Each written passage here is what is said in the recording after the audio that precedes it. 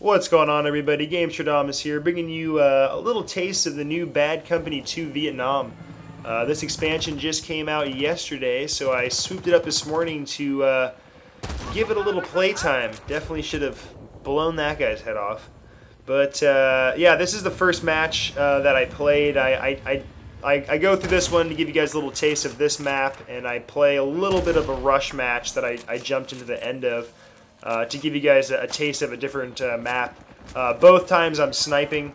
I wanted to snipe to start just to get a feel of the maps and the layouts and kind of the feel and flavor of the game. The maps are very open and spread out and large. There's a lot of places to be sitting and camping and moving to, and a lot of different high traffic zones. So it's very important in any first-person shooter to identify those right away, just so you can feel a little more comfortable when you're moving around the map. So that's kind of what I'm doing, just to kind of get a feel. I'm playing very, very patient and creeping around.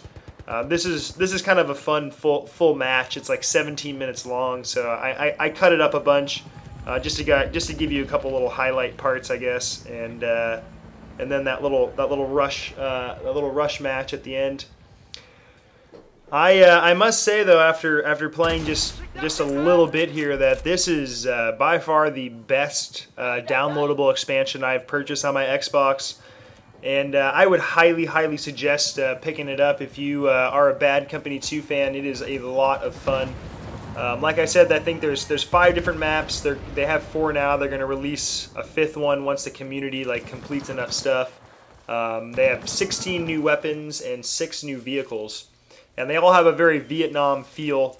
The sniper rifles are the only guns that you're allowed to use scopes with, so now you're forced to aim down the iron sights with all the other guns, and they're not as accurate and glossy as the weapons in Bad Company 2.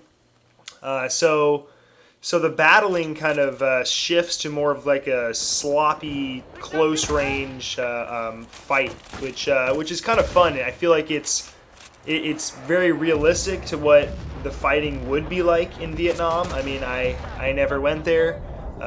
Thank God I haven't been in war before. I will hopefully only experience that from the comfort of my living room. But yeah, it just has a very realistic feel, you know. It's not like Call of Duty where you're just like running around like arcade shooter crazy style. You have to be very, very patient and pick your targets and your spots wisely. But it's very fun. I have a lot of fun playing this game. It's just a different feeling than other first-person shooters. Medal of Honor is close to that kind of realistic feel, but I think Bad Company really nails it, especially with all the destructibility and that kind of thing. And speaking of destructibility, I feel like the destruction isn't so much of a focus this time around as it was in Bad Company 2, and that guy is going to be pretty mad. Anyway, so yes, the destruction isn't as powerful as it was in Bad Company 2. I think only namely because you're in more of like a jungle kind of areas, and there's a lot more foliage versus like buildings and huge destructible stuff. And I probably should have had him too, but there's a little taste of the new flamethrower. They did add a flamethrower, which is pretty handy since the battles become more close range. I've seen a couple of scenarios where that is pretty nasty. I'll give you guys a little taste of the other weapons coming up here. I'm sure I'll play a bunch of this over the next week or two, especially over the holiday break. I'll be pawning people online, so it should be fun. I guess I should also point out I kind of feel like in this game the use of the squads is a little more important than it was in Bad Company 2, just because you had more powerful of guns, more accurate, and different equipment. Because the battles are a little more sloppy and close range, being outnumbered kind of weighs against you a lot more. And because everyone's kind of creeping around the map, second a couple people get in a firefight, it kind of draws everyone to that spot. So if you don't have a squad with you to kind of quickly clean up an area and move on, then all of a sudden the other squads converge on you. So it's pretty cool to have that little squad on squad action and I think it's a good team play kind of game. So anyway, here's a little taste of the rush match. I only jump in right here at the very end of this match, but it gives you a taste of some of the other maps. This is like some hill, like 187 or 137 or something like that. It looks like it has been carpet bombed because there's like molten lava sitting around and things are on fire.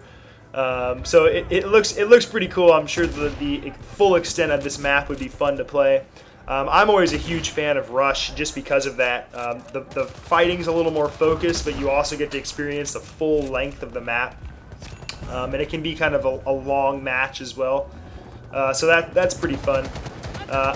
Once again, I'm sniping. I never snipe in Call of Duty. I almost refuse to now, just because it's too fast-paced to snipe. I just feel like it's just way too slow. So when I play these kind of games, I'll do some more sniping for you guys, because it's just a lot more entertaining for me to do it in these games than Call of Duty. So anyway, just a side note. But yeah, see, once again, you can lay quick little artillery strikes, which, if placed well, can do a lot of damage. But for the most part, those are just to take out buildings and distract people. Oh, I should probably also mention the soundtrack to this game is also fantastic. A lot of great songs from this time period, and it's a lot of fun rocking out and blasting people from across the map, I must say. So yeah, I guess all in all, if you were a Bad Company 2 fan, I would highly suggest picking this game up. Christmas is coming up, could be a good little present. If you've been stuck in Call of Duty La La Land, it might be time to break the mold and pick up another game to check out, because there's other fantastic games out there that exist.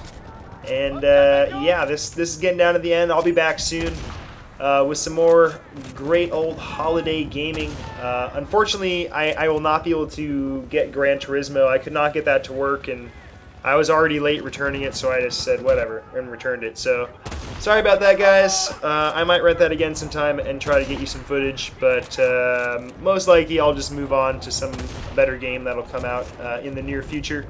All in all, Gran Turismo was great if you are a racing fan, but it does not revolutionize anything, and it should have been a lot more polished.